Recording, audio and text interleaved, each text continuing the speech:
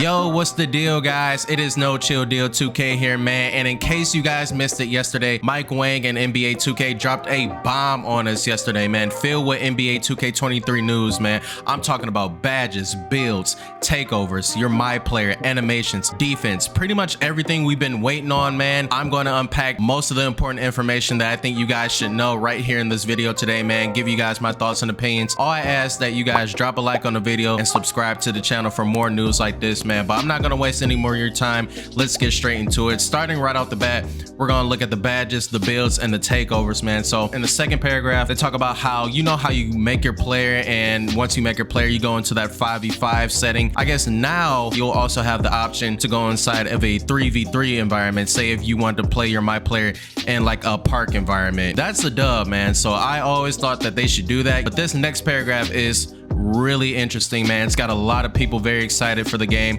It says another huge addition to the build system is that animation purchases will now be account bound rather than specific to one save file. In other words, if you purchase an animation for your playshot build, it will then be available to equip on your slasher build, assuming your player meets all the animation requirements. For current gen users, you're no longer limited by the pie chart build system from the last couple years, as it's been replaced with the more robust player builder that new gen uses, man. This is a dub, bro. I am super excited for this, man.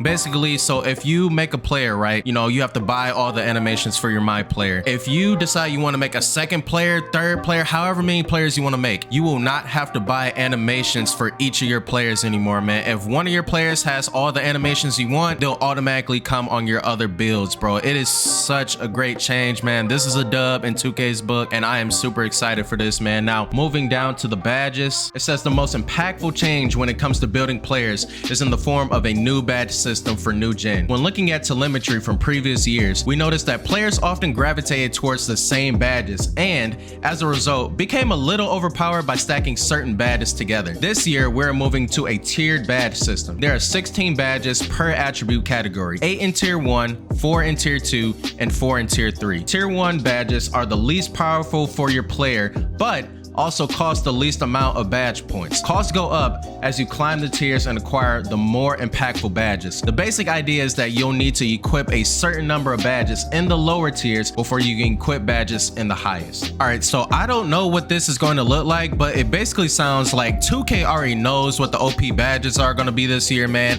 and they put those powerful badges in like the higher tiers, like tier 2 and tier 3. And in order to get to those higher tiers, you just have to go through tier 1 and build up your badges so you can get to the higher tiers like tier 2 and tier 3 for, like, I don't know, say if Posterizer was like tier 3, you have to get badges in like tier 2 to get the badges in tier 3. I don't know, man. We'll see how it is when the game comes out. Now, moving down, it says the motive behind this change was to encourage players to make some tough choices when creating their badge recipes, making loadouts more valuable as a feature and bring a better overall balance to the badge game in general. Along with the tiers, we're also introducing core badges, which are 4 unique badge slots, one in each attribute category that can be filled with badges that don't count towards your badge points. Each badge will have a challenge requirement that, once met, it will allow the badge to be placed into a core badge slot. We also made several changes to the badges themselves, which are highlighted below. Now, I kind of like this feature, I'm not gonna lie, because it kind of reminds me of like 2K17 or how sometimes you had to do challenges to unlock a certain badge, man. So say like you had to take like 100 corner shots to unlock corner specialist silver,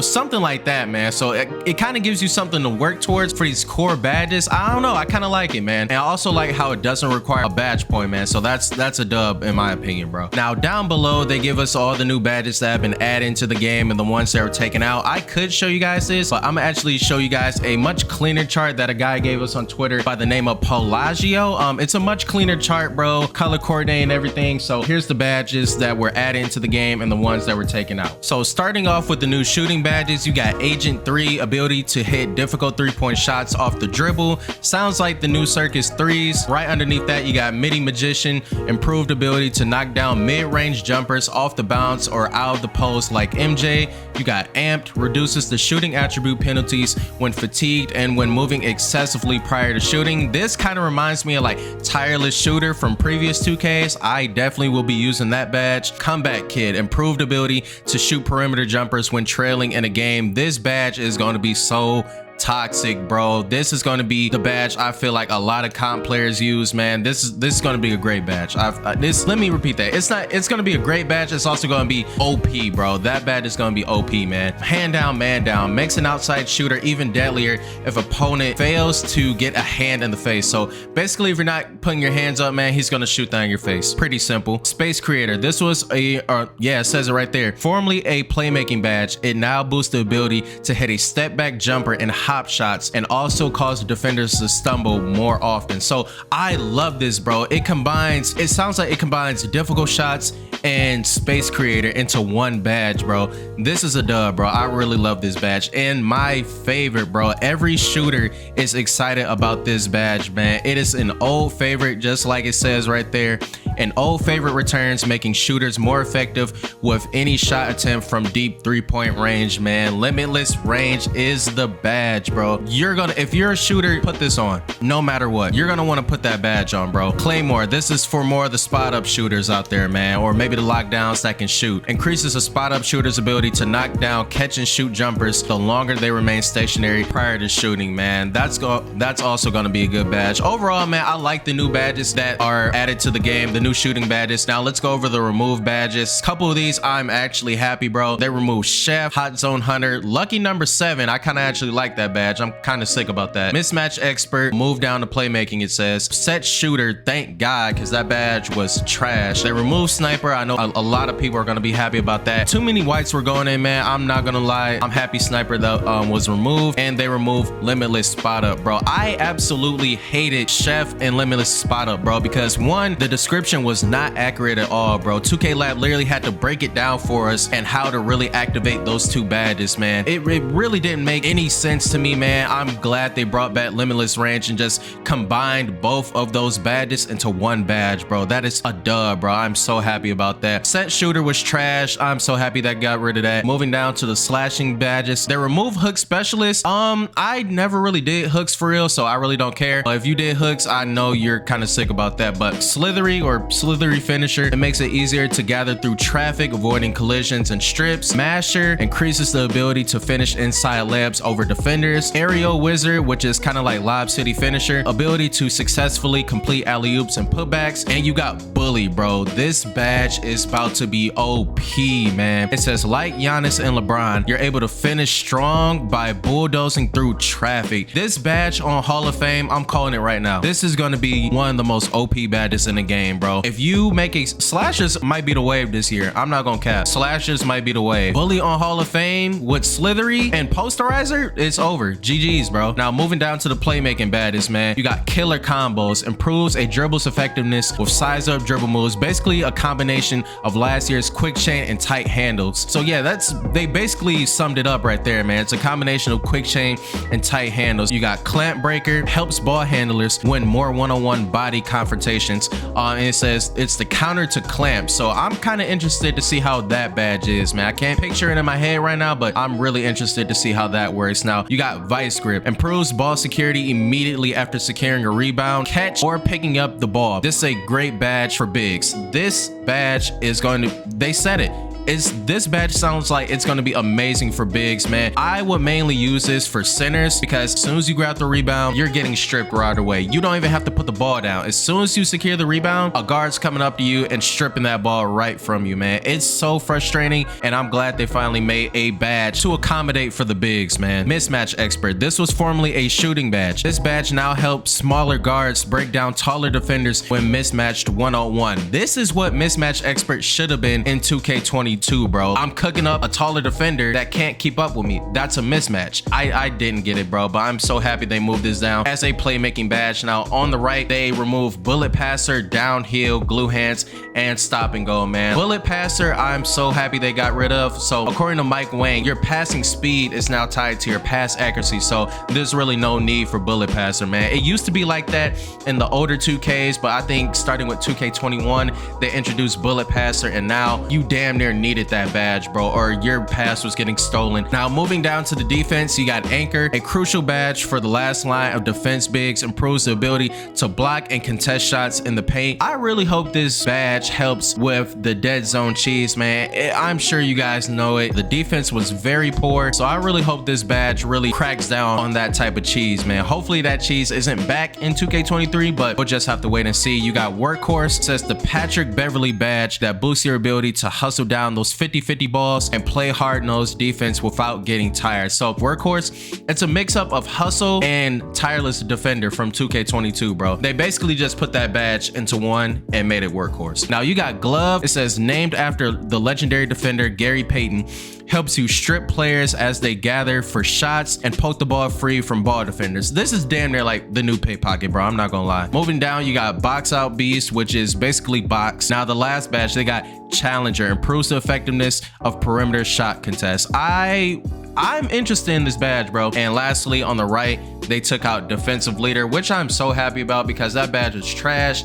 and nobody really used Defensive Leader, man. Now going over the Team Takeover redesign, man. It says in the last couple versions, a player will activate Team Takeover for the entire team and make everybody hot after filling up the primary, secondary, and then the Team Takeover meter in sequential order. For 2K23, Team Takeover works as a cooperative team system with the entire team sharing a single meter. Each player on the team has an equal portion that they're responsible for filling up by performing well on the court and being good teammates.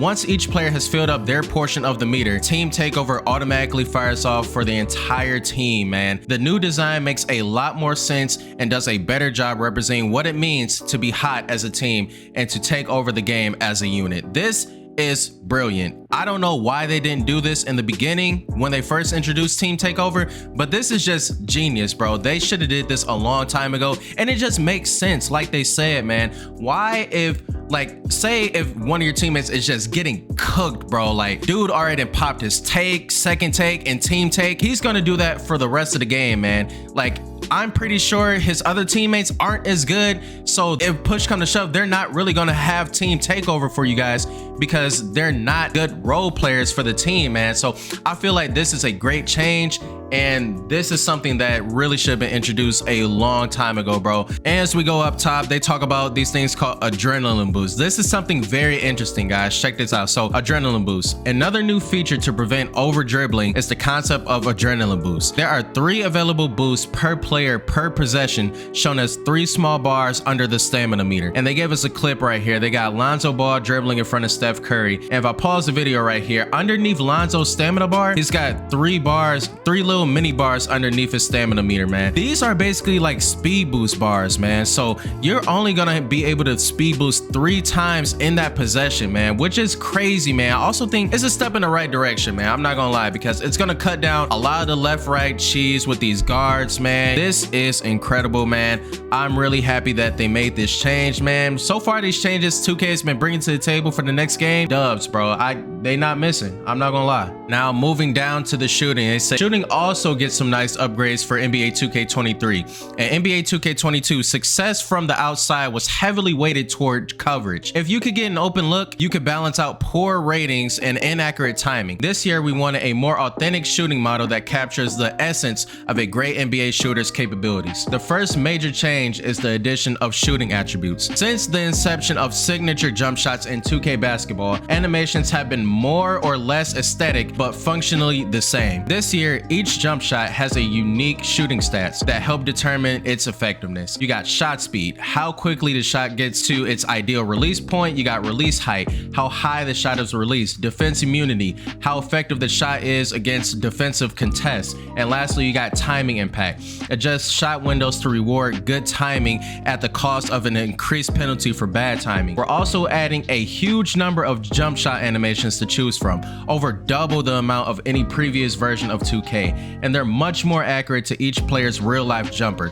For Myplayer's, jump shot animations will be gated by shooting ratings. You'll have to play around with all of the options to figure out what works best for your skill set and playing style. We're looking forward to seeing a lot of variety in the community's signature jump shot selection with the next evolution of shots. Now, on Mike Wang's Twitter, he gave us a chart basically showing off what rating you'll need to unlock some of these signature jump shots, man. Now, as you can see, look at this. You're going to need a 96 3 ball if you want the Stephen Curry jump shot, bro. And it's only for small, so I'm assuming like it's got to be like 6'5", 6'4" and under, bro. And like same thing with Kyrie, you're gonna need a 96 3 ball or 96 midi. Steve Nash 94, Larry 93, and so on and so forth with these other players, man. So it's gonna make players second guess on you know, how they want to make their build, man. It's different, man. I can't wait to see how it is in the game, bro. Now down here they talk about the dribbling and give us a description how dribbling has changed this and that in 2K23. But to be honest, guys, until we get a feel of the game, like if they give us a demo or until the game actually drops on September 9th, we're not really gonna know how dribbling really feels, man. They say dribbling changes every year, man. I'm pretty sure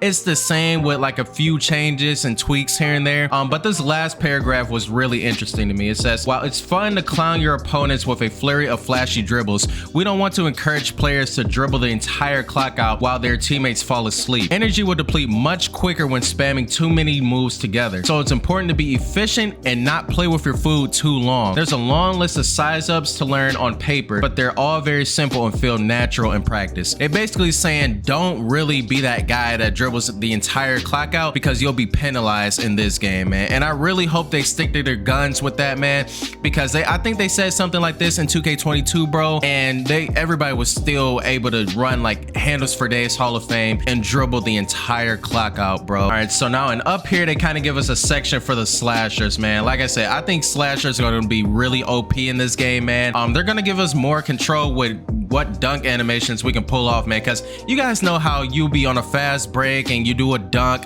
but it's not the animation you really wanted, man. It give you some BS, man. So right here they talk about how they'll give us more control with our dunk animations, man. So yeah, right here they talk about flex on the rim. For dunking, the metered skill dunks from NBA 2K22, meaning like the ability to force difficult dunks in traffic with a time shot meter return. But the new commands allow us to expand the dunking controls to let you dunk exactly how you want without accidentally firing off a skill dunk you weren't expecting. When driving to the basket with the sprint trigger held, the new pro stick control map for dunks is as follows, and they got like up equals two hand, right equals strong hand, left equals weak hand, so on and so forth. You guys can read it right here.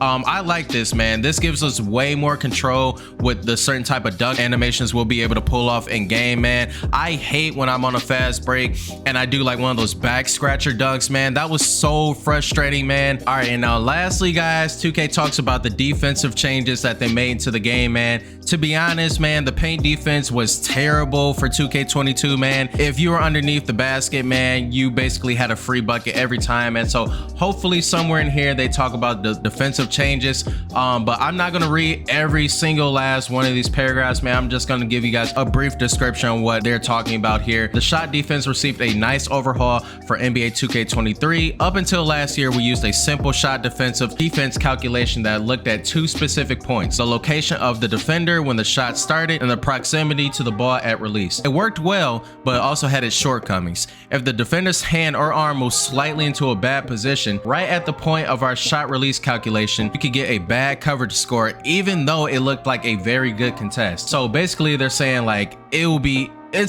contest system should be much better in this year's game, man. And right here they talk about on-ball defense, man. So right here they go over their new shade system. So it says, for the floor plan, on-ball defensive movement and body ups receive a major refresh with new content that more accurately depicts today's one-on-one player interactions. You'll also notice a new indicator on the ball handler when in guarding position. This is a new defensive shading mechanic. The 3 bars on the indicator represent 3 zones: straight up, shade left, and shade right. The zone the defender's in is shown in red. If the ball handler attempts to attack a red lane, they'll get cut off, lose their dribble, or fumble the ball. Basically, it's a new system they got for on-ball defense. It should be better, man, but you know, they give us this crap every year, so hopefully it's a lot better, man.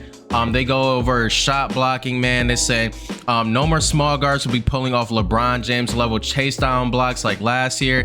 That was very frustrating. I can't wait to see how they implemented a change to accommodate that. And they also mentioned that it was always risky trying to pull off tomahawk dunks and, you know, back scratchers when, you know, defenders remotely nearby. They said they gave dunkers a great repertoire of dunk packages, so they should feel rewarded when, you know, they pull off those highlight type of dunks, man. For steals and ball strips, they also talked about how they implemented new mechanics to improve steals and get those 50-50 balls. So it looks like defense got a really beefy buff, man. I really hope these changes on defense really make 2K23 a great game, man. So far, I've really enjoyed all the changes that they've talked about in this article, man. What Mike Wang has been showing us on Twitter, everything seems dope, man. I really hope this isn't cap, bro. 2K23 has the potential to be one of the greatest 2Ks of all time if this is actually done right, man. So I really cannot wait to see how this game is, man. So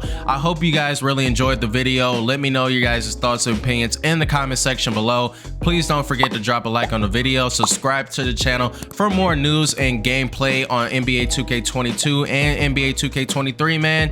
And I will catch you guys on the next video, man. Peace.